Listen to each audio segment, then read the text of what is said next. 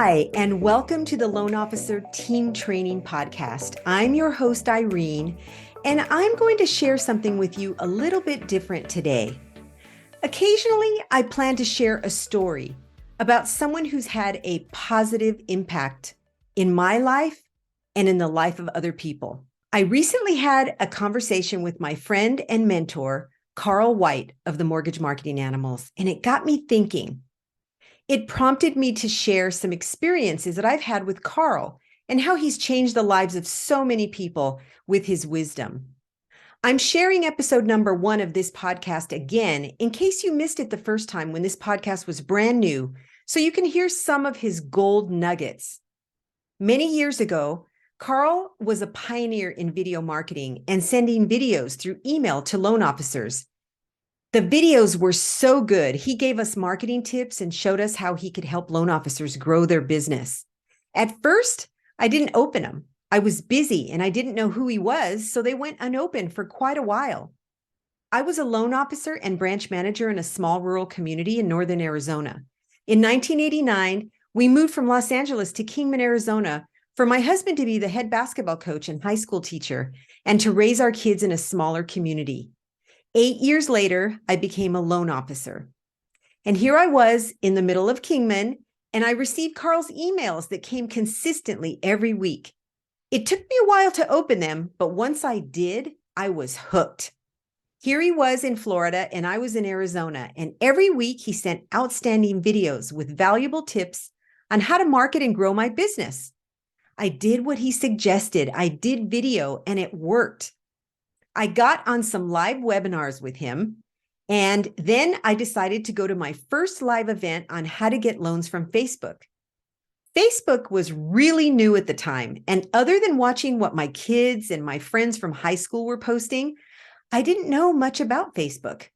Honestly, I didn't even know how to do business on Facebook. They were very different times back in 2008 and 2009. Going to that very first event was really difficult for me to do. I had to work through the fear of flying across the country from Arizona to Florida.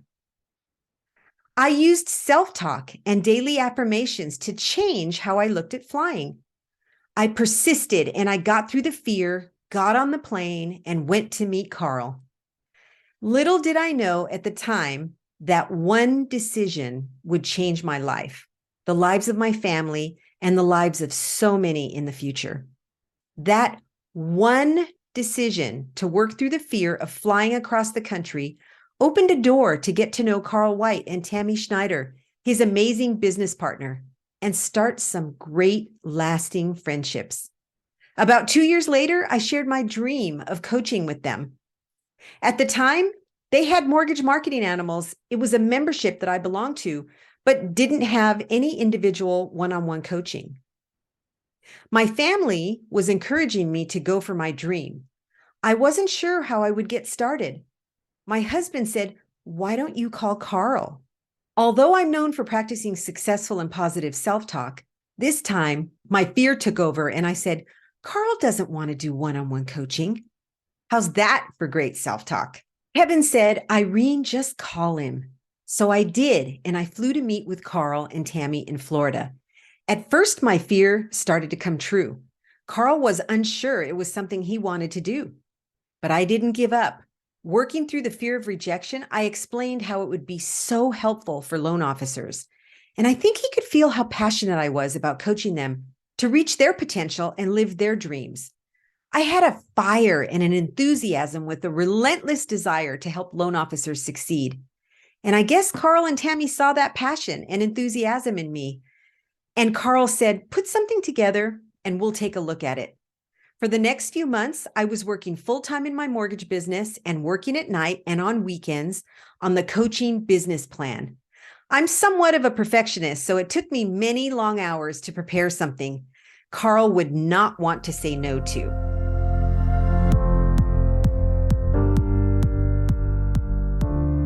Do you have a loan partner who does the loan consultations, structures the loan, and converts the buyer to work with you? Or maybe you have a loan partner who you would like to move to that position so that you can be freed up to go get even more loans. How about a newer loan officer who could benefit from some training in how to convert buyers to work with them? Our client conversion training is very specific to this role. It will help them convert even more clients to work with you and your team. Here is what we cover, at least some of what we cover. How to have clients that regularly say, yes, I want to work with you. Learn emotional intelligence and how to connect with clients on a deeper level right from the first conversation. Increase confidence.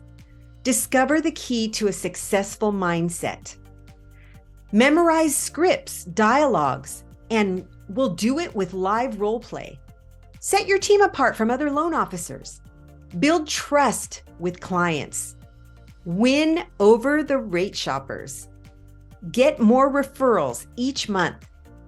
Answer objections from clients with confidence. Structure ideas to give clients great options to build wealth through real estate. Present different loan options clearly and effectively. Master the buyer loan consultation. Know the value of communication and follow-up. Build a great rapport with your team. Our next client conversion training class starts Thursday, April 13th, 2023. It's a virtual interactive class on Zoom with live trainers, and your team members can attend from wherever they are. As long as they have audio and video, everyone participates. It's a 10-hour live class divided into 4 2.5-hour sessions from 9 to 11:30 Pacific time on Thursday and Friday for 2 weeks in a row. Sign up your loan partner at loanteamtraining.com. You'll find the class on the Client Conversion Training tab. I felt like I had one shot to show Carl and Tammy what was possible by starting to coach loan officers one-on-one. And I wanted to coach loan officers to avoid some of the mistakes that I made. I was never trained in the mortgage business. I had to learn it myself and from reps. My plan was to show them what specific things to do every day that would increase their production. And I named it the Daily Success Plan, the DSP. Once again, I had to work through my fear and doubt. I was concerned Carl would say no, but at the same time, I had worked so hard to put a great plan together that I knew would work. And that gave me confidence that he would not want to say no. I prayed. I repeated daily positive affirmations. I shared my fears with my husband, who kept encouraging me to go for it and live my dream. But this time I prepared a well laid out plan of why, how, when, and what I would do as a coach to help them increase their business and live their dreams. Carl and Tammy reviewed it, and Carl said, let's try it with a beta test group. Are you willing to coach them for free for 90 days and really track the results to see if it works? I said, absolutely. So we started with 6 loan officers. Carl named it the Freedom Club because we're all about loan officers having not only a great business, but a great, really great life, having quality and quantity time with their loved ones, not just working and being on call all the time. I was working full-time as a loan officer and branch manager and coaching 6 LOs, and it took lots of hours, but totally worth every minute because I loved what I was doing. I was their one-on-one coach, and Carl did an outstanding group call as well. Tammy played a key role. Diane and the team were amazing.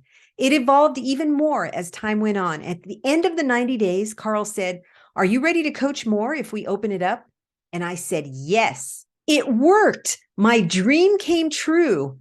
That may sound a little corny to you, but I was doing what I loved, helping people succeed and being there to help them work through whatever held them back from reaching their own goals.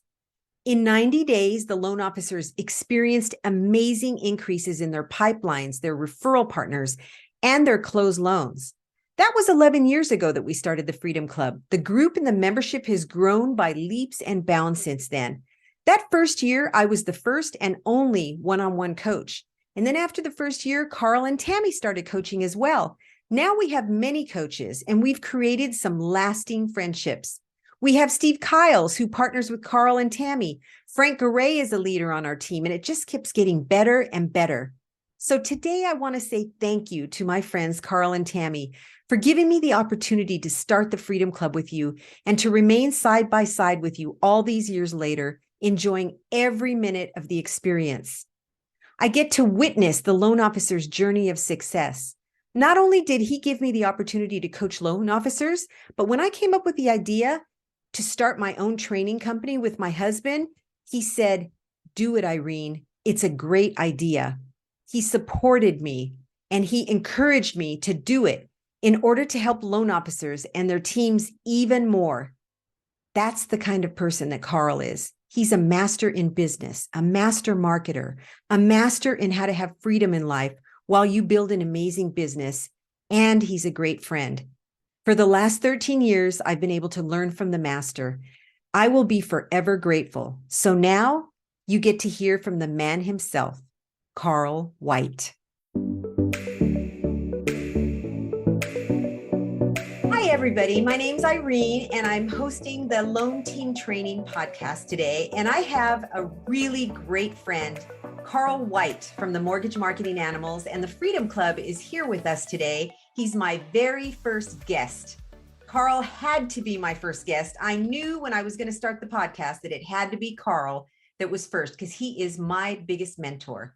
So Carl, welcome to the Loan Team Training podcast. See, and I thought you were my biggest mentor. See, that's how great relationships work, though, isn't it, Irene? It is. Yeah. It is. So I have to tell you, I have to tell you, I feel like I'm on Johnny Carson's first episode, or Oprah Winfrey's first episode, or Ellen DeGeneres' first episode. I feel like, holy cow, this is so exciting. It is truly an honor to be on your first episode of your podcast, first of many of your episodes of the podcast. So good to be here. Well, thank you, Carl. So tell me a little bit about the podcast. Like, what's the future hold for this? Because I'll go back and listen to, well, I won't listen to my episode. I'll listen to the next one. So the name of it is Loan Officer Team Training Podcast. And the journey is to help loan officers and other people as well to know how to utilize a team and how to get their team trained so that they can have processes and systems and do things the same way every time and have a process for doing that so that their business runs smoothly when they're there or when they're not there.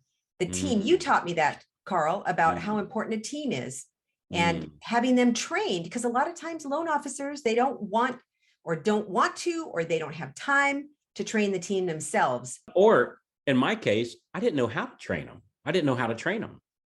Like, I'm really good at what I do, which is sales, and I can train loan officers fine because I am one, so to speak. I'm a non-producing branch manager these days. But like, as far as like training a loan partner, that's a different skill set.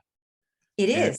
And frankly, I don't know what page 3 of the bank statement looks like because my loan partner does, right? Which is what you taught me. Yep. It's going to help people, whether they're in the loan business or not, but our main person, of course, is the loan officers, because they're the ones that have the team, or branch managers, company owners. Yeah. And we're going to talk about their different ways of utilizing their team so that they can be successful and their team can be successful with them.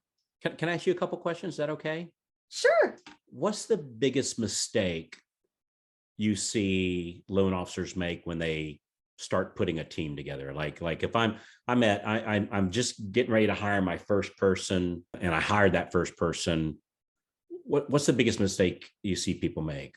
They bring the people on and then they just leave them alone. They say, here's your desk, here's your stuff, go ahead and get started. And they don't give them, number one, sometimes they don't properly onboard them. They don't give them all of the keys to the kingdom, so to speak, about how to work in their system. And then the second mistake right along with it is that they don't give them any training, especially when they bring new people on that are new to the business. They don't always train them. Or if they've only had a year or two experience, they don't always give them the training they need. Either they don't have someone to train them, or they just figure, oh, they'll just pick it up as they go. And that's not the best. You and I both know that's not the best way to learn. Yeah. You know what I think the biggest mistake is? What? I think that one. Yep. I think that one. I think another one, which probably happens, which is a different question. What's the biggest mistake you see people make with an assistant, which is not what I asked you. I asked you after they hired that person. I think on the before side, before they hire somebody, is waiting too long to get that first person and thinking I have to get my volume up before I do this stuff. When the volume, now that I know what I know, as the old saying goes, the volume doesn't go up until after I get some help. It doesn't happen before Yes. it happens after. So, and I think it's just having the, I don't know if courage is the right word. Maybe it is, but having the courage to go ahead, it's jumping off the cliff, growing your wings on the way down, just knowing, I know if I had some help, I could get more results because I could spend more time prospecting, but I'm afraid to do it. I'm Yes. afraid, what if payroll comes due before I have a chance to ramp this stuff up? And I think we cut ourselves some slack and we go, well, I don't want to be too hard on myself. I don't want to put all this pressure on me. Pressure is what makes diamonds, right? Pressure It is what makes is. diamonds. I think pressure, when handled appropriately, you don't grow any muscles until you put some weight on the barbell. So they tell me. So rumor has it. So I've read in magazines. Yeah, it's not until you Yeah. put weight on my barbell. And so I find when I got my back against the wall, I do my best stuff, and I Yes. hesitate saying that because I think the good Lord above, Irene, you and I both serve, is going to say, awesome, here's a bunch of pressure so you can hurry up and grow. It's like, Yes. no, no, no, no, I don't want to grow anymore, but Yeah. It's courage and it's faith. You have mm, to have faith in yourself, mm, faith that you will go do the work. If mhm, you hire somebody to do that work for you, then you're freed up to go do the work to bring the business in. And you mm, have to have faith in yourself too, I think. mm. I tell you, there's for me, one of my great motivating factors. I walk into the office and I see all those smiling faces looking at me, and I think to myself, each one, just like I have my life. I mean, this sounds kind of silly, but I think they have a life too, and they have a husband or a wife or kids or a cat or a dog or a potted plant in the corner that's Yep. relying on them, Yes. and they relying on me so that their downlink can rely on them. And sometimes I walk in, I go, I just don't feel like doing this today, and I see those smiling faces, and I go, but you know what? They're counting on me, Yes. and I find I would say these days, that's like literally, I would say that's my number one motivating factor. I see whether it's one assistant or 50, right? But I Hmm. walk in and see, let's just say if it's one, I walk in and see that one and looking at me, and man, they're counting on me to do what I'm going to do. And because of that, I go do it. And then because of that, I end up making a bunch of money, and they get paid and I get paid even, more than I was before I got them. And Right. nothing like a good old deadline, committing that I'm going to do something, and then people counting on me. Yes. I'll go out and chop some wood. Where if I go, I'll chop some wood when I get cold. I'm okay. I'll just go get another blanket, but Yes. when I know that this person over here is counting on me, I don't know. Yeah, That's no, I agree with you 100%. I'm talking to people that I coach through the Freedom Club with you, and they are putting in the work because they don't want to let people go. I mean, it Yeah, is a big motivating factor. They it love is. their team and they don't want to let them go. They don't want to Yeah, cut back their hours. So they're doing the stuff that they would that they wouldn't do before. They're yeah, doing it now because people are cutting back and they don't want to let them be yeah. cut back. And as I'm sitting here thinking, pressure. That man, that's a wrong word, because it's a positive pressure. It's like a pulling forward instead of pushing back. You know what I mean? Like Yes, it's like, man, if I just go do this stuff and make this stuff happen, we get to go to Disney, so to speak, figuratively exactly. speaking. Man, I really want to go to Disney. So I don't know. It's not a negative thing. It's a positive It's a thing. very positive thing. It's Super like, you know what positive. it is? It's like it's game day, it's a Super Bowl, and I'm excited to win here. So Yes, yeah, it's a there's nobody's life's on the line here, right? It's not like we're not in surgery, you know. right. This is yeah. So anyway, yeah, the lack of training. You know what else I would say is like being the assistant's assistant. That Yes. I'll never forget my first assistant, Jeanette. God bless her. I cannot tell you how many times she would say, look, I got this. You hired me to do this job. I got this. why don't we, oh, I don't know, why don't we get you to go do your job, Carl, and bring more loans in, And she'd talk just like that. Everyone needs someone like that on their team. Mm-hmm. They do. Yeah. Yeah. Yeah. When we Yeah. when we do training courses for the loan partners and the team members, we teach them that. Like, that's part of the curriculum, is teaching them how they can be such a support to their loan officer by letting them know, I got this. You go do your thing, I'll do mine, and it'll get done really, really well. And that's how they can best support the loan officer. Yeah. And they get permission to do that from their loan officer. And it helps their loan officer, like it did you with Jeanette. Yeah. My guess is these days it's pretty, I don't know if easy is the right word, but I would think there's a lot of, like, as far as having to hire somebody, quote, new in the business, last October, about a year ago this time, we were having to do that just because of volume. Yes. But with a lot of companies laying a lot of people off, I bet it's, are you hearing that? Is it pretty easy to find like good, established, experienced people that can like get off and running like real quick? Yes, it is really, it's a lot easier than it was. And that's a good thing for the loan officers that are hiring right now. And there's plenty of people hiring. It's not like there's nobody hiring. We both know that, right? Yeah. There's people that are doing really well in this market because they're doing the daily success plan.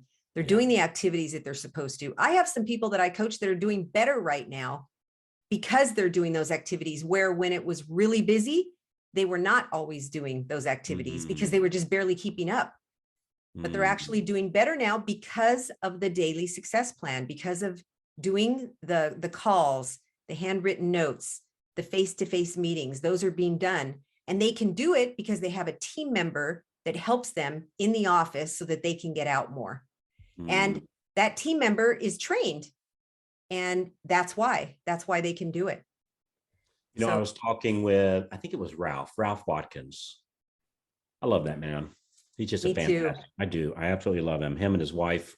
They're just. I feel weird saying I love his wife, right? Because that might come across as weird, but you love them together. I do. He's my brother and she's my sister, right? And I really love that. Anyway, I was talking. I think it was him, and he said, "Carl, you know how you have to have the right assistant?" And I said, "Well, I think I do, but why don't you tell me what? Like, you obviously got something on your mind. Tell me, how do I know I got the right one?" He says, you tell them to go do something and they go do it. And you think that's a good assistant. And then they wait until you tell them something else to do. And we think, in the past, I thought that was a good assistant. So I tell them what to do, they go do it, and they wait on me to tell them what else to do next. He said, but I've learned that's not the good assistant. And maybe that is a good one, right? Good's not good enough. Right. The excellent one, you tell them what to do, they go do it, and then they go find what else needs to be done.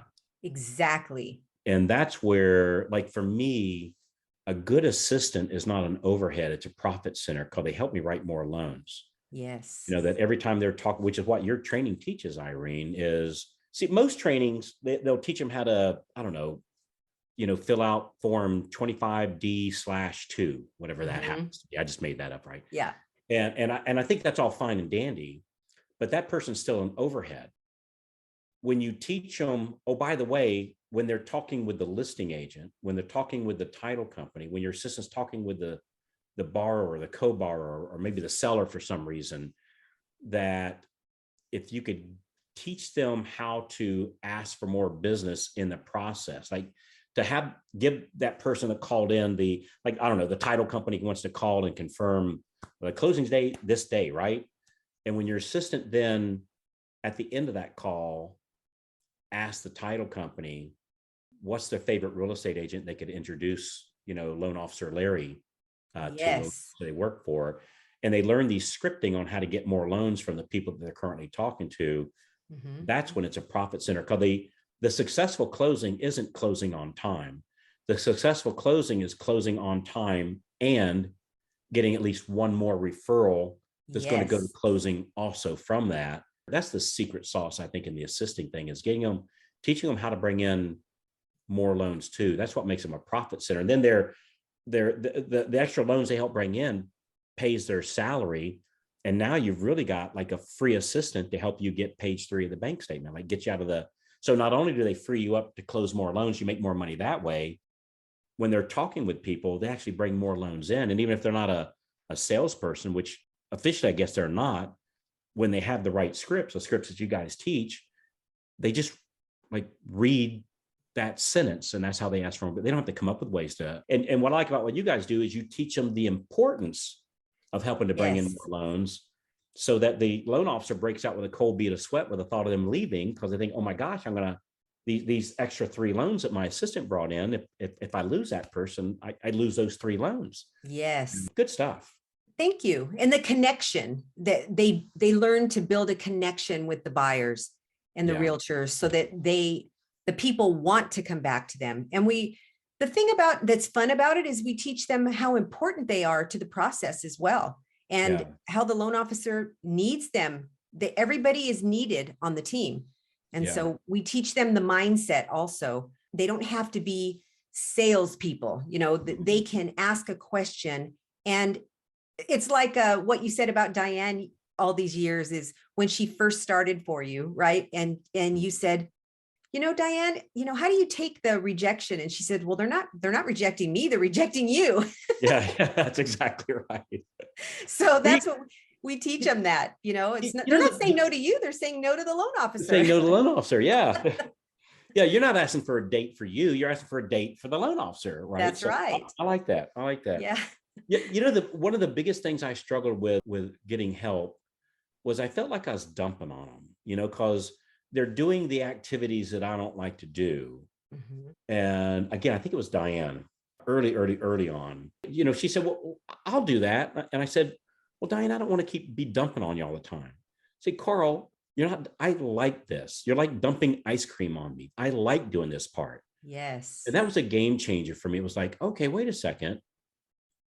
We're all not the same. And the things that I think is like, quote, dumping on her, and I like her, right? I like her. She's mm-hmm. Even when I first met, I went, I like this lady. I don't want to hurt her. I want her to look forward to work. And if I give her all this crap work, or what I would call crap work, she'll burn out and leave. Like I was burning out, not that I would leave, but, pondered it, because I was getting burned out by doing all the stuff I didn't like. But I thought, well, wait a minute. She actually likes that part. And the part that I love doing is not her favorite thing. Right. We're different people, motivated by different things and different skill sets and different experiences. And somebody's trash is another person's treasure, as they say, I guess. And, boy, that's the truth. And I see that a lot, talking to the loan officers while I coach them, and then talking to the team members.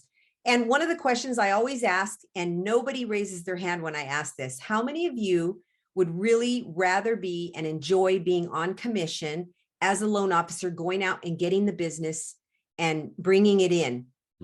And it's crickets, because they're doing what they love to do. Yeah. They're taking care of the clients. They're doing what they enjoy, and they love going to work every day, just like you love going to work, doing what you do. So that's important. I do the parts that I love to do. See, that's what's really costing loan officers. Man, you think having an assistant is expensive. Not having one is costing a fortune. Boy, that's the truth. We sent out this survey, Irene, and we sent it out probably 5 years ago, 6 years ago, 7 years ago, something like that. And the survey was, those of you that have an assistant, how many extra loans did you bring in once you had an assistant in place? So no assistant, how many loans are you bringing in? Now that you have an assistant, how many loans are you bringing in? I think the most we saw was somebody was doing 10 more. I think the least we saw was, I think it was like 4 or 5. I think the average was like 5, 6, 7. So let's just split in half, say 6. Let's say you make an average of $3,000. Hell, let's even go on the low side. Let's say $2,000 per loan. Depending on, you live in Ohio, smaller loan, awesome place, but smaller loan amounts versus San Diego, bigger. But let's just say even at $2,000 per closing, you close there, that's an extra $12,000. That's a big deal. That's a big, let's say the assistant gets, I don't know, 5 of it, just say, which these days that might be a little on the higher side, but just say, well, that's if they get 5 of it and you make an extra 12, that's $7,000 left. Yes. So you have help, you have less headaches, you're doing more of what you like and less of what you don't like, and you make an extra $7,000. So it costs you $7,000 not to have an assistant. Work more hours, more frustrating, more burnout. Yeah, you pay $7,000 a month for the privilege of not having help. That's just a check I don't want to write. No, it's not a check to write, that's for sure. And the ones that have gotten assistants and have really utilized them and had them trained the way they should be trained, it's a game changer. I can hear some people say, well, wait a minute, Irene, I'm closing a couple loans a month. I can't afford an assistant right now. So this conversation really doesn't apply to me. How often do the assistants that you train, do they oftentimes have like more than one loan officer? Like you have one assistant for like 2, 3, or 4 loan officers sometimes. Is that Yes. a regular thing? We have had a few like that. Not a lot, but we have had a few like that.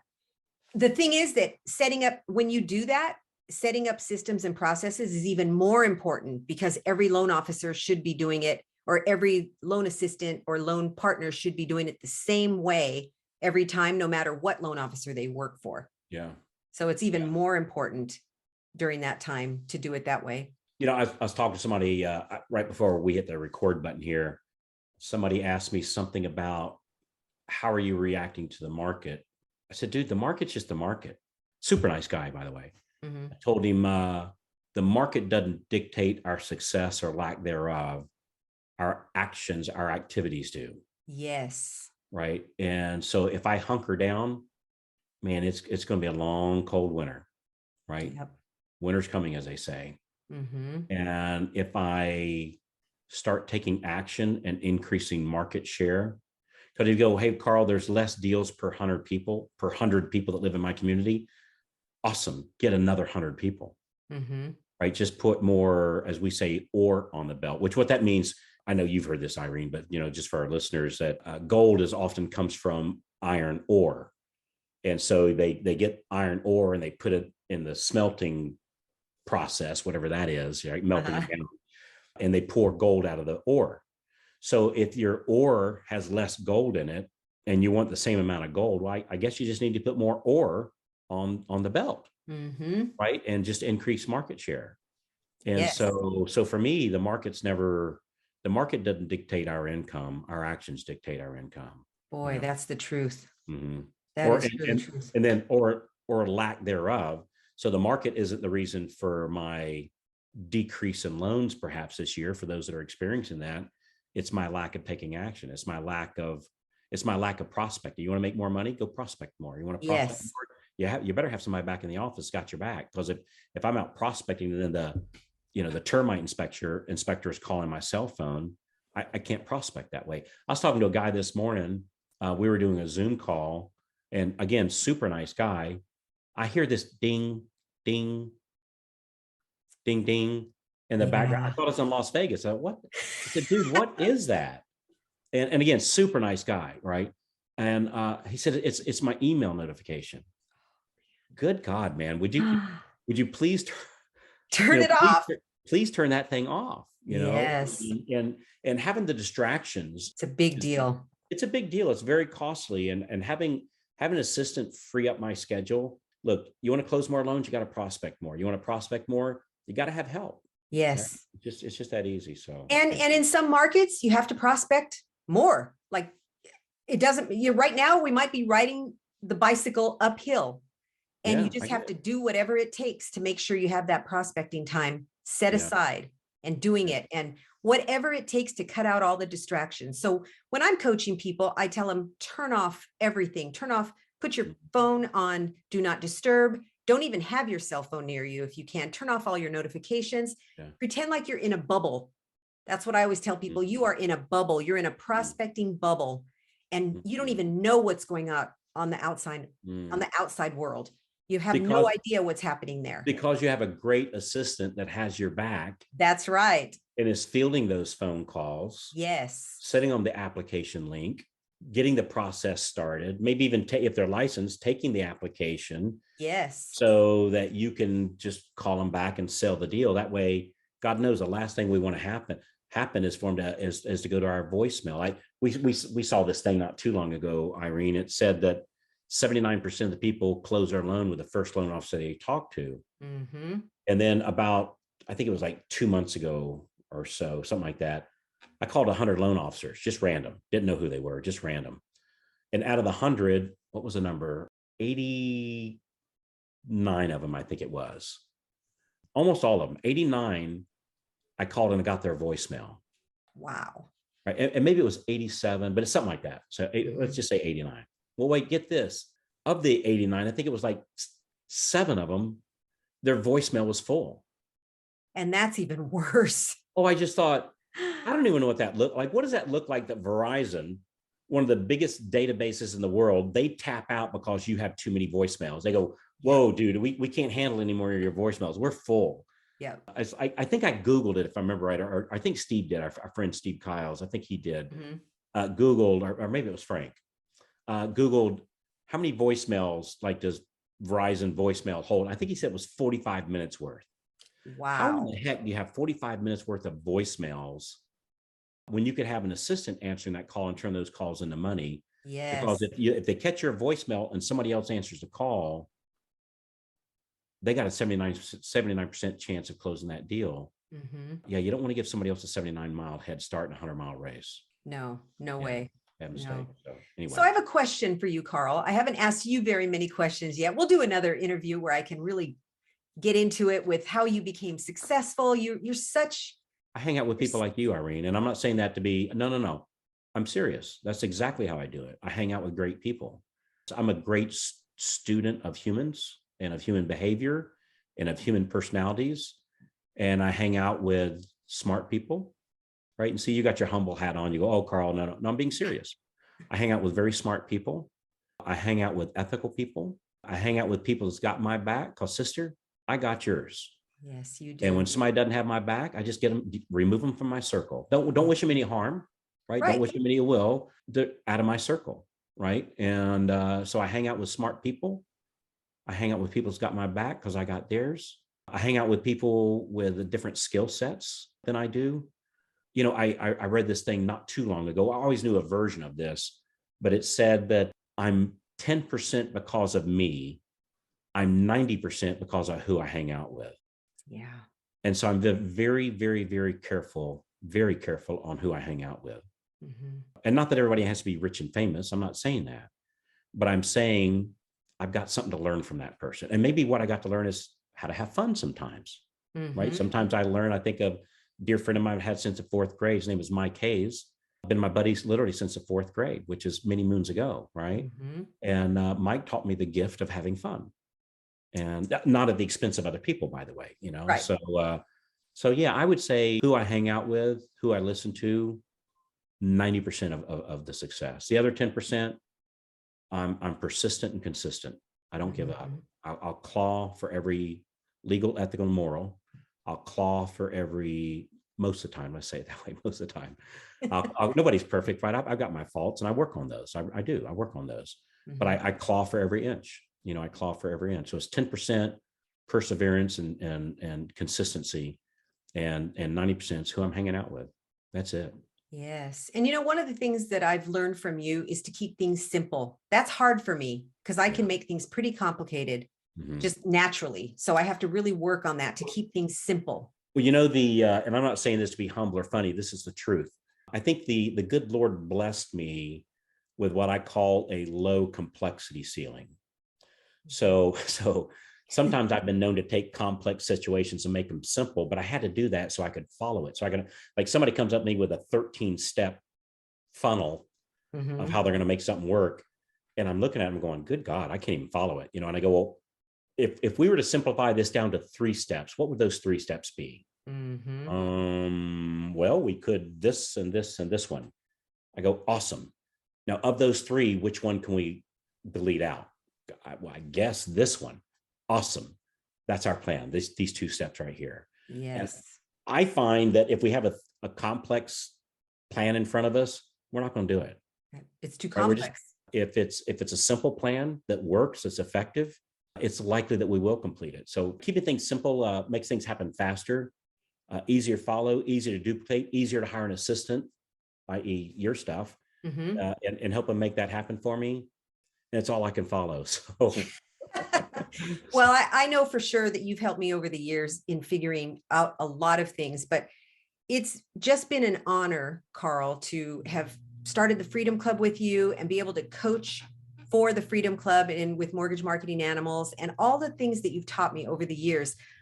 For the listeners, I must have listened to Carl present hundreds and hundreds of times. And every time he says, don't you ever get tired of sitting there listening to me? And I always say, never.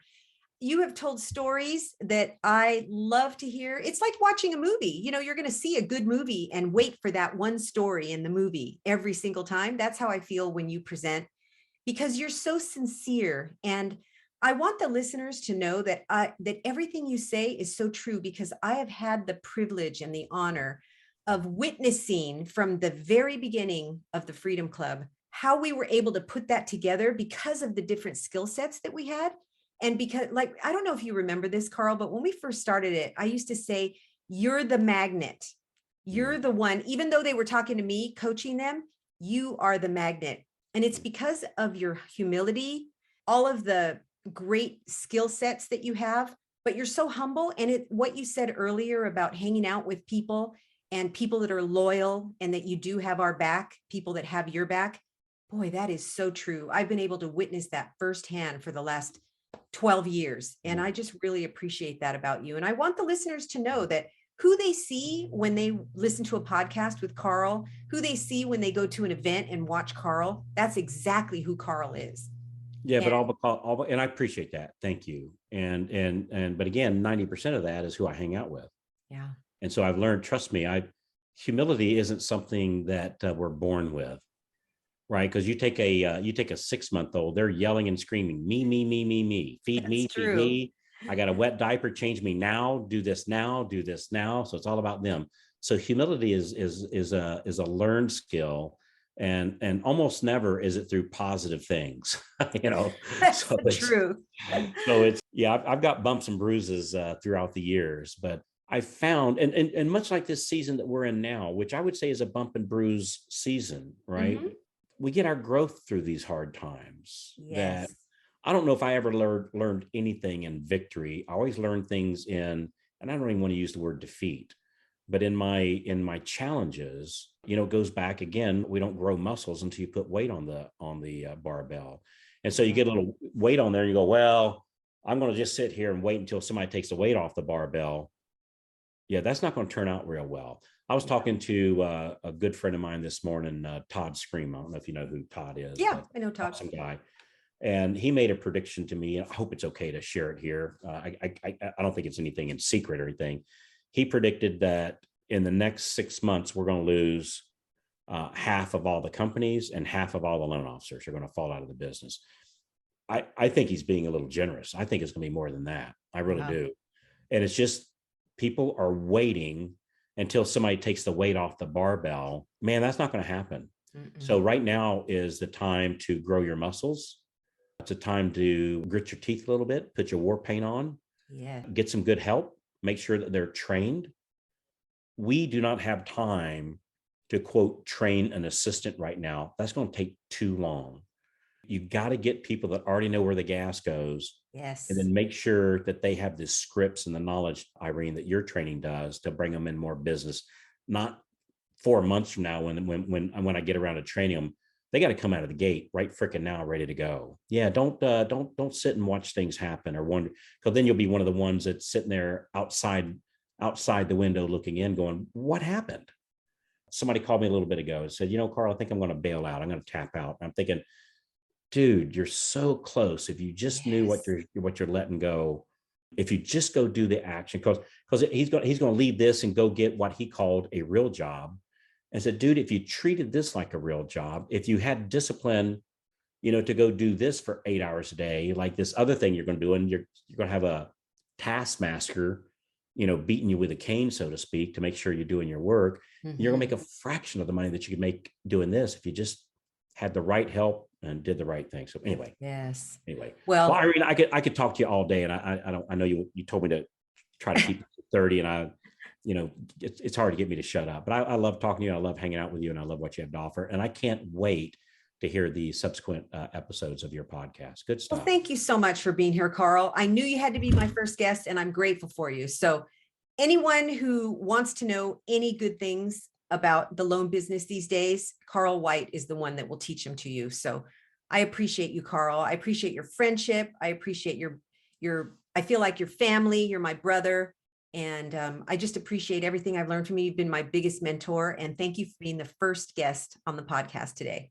Really, it was an honor. I really feel if your intention was to make me feel special, mission accomplished. I'm just so excited to watch your journey, and I've seen you help so many people throughout the years, both in your coaching and then in your the training that you offer. So it's really cool stuff. So thanks a lot, Irene. It's an honor to be here. Thank you, Carl. I hope you enjoyed our first ever episode of Loan Officer Team Training. And we really appreciated you being here. And if you liked what you've heard, I would really appreciate you leaving us a 5-star review. That will really help us get the word out there about our podcast. We really appreciate you. And don't forget to go to loanteamtraining.com to get information about our training classes. We have a few there for new and experienced loan assistants or loan partners. Thank you so much for being here. Enjoy your day.